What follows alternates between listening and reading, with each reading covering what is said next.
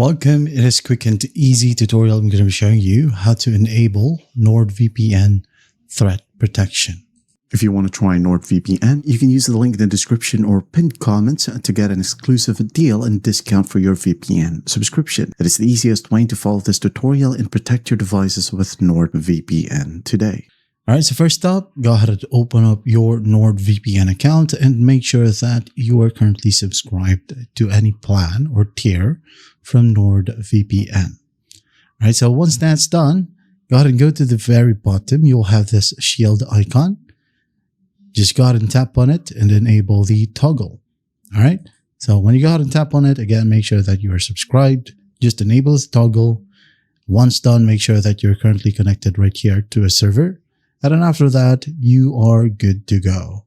Now, if you can't see the feature right here, you can just go ahead over to your profile at the very bottom. Now go ahead over to settings. And then in here, go ahead over to protocol. Make sure that you're using NordLynx. And then go back. Then go ahead and find, again, the threat protection section. Just enable it. And after that, everything should work perfectly fine now. And that's how easy it is to enable NordVPN threat protection. I hope this video helps. And I'll see you in the next one.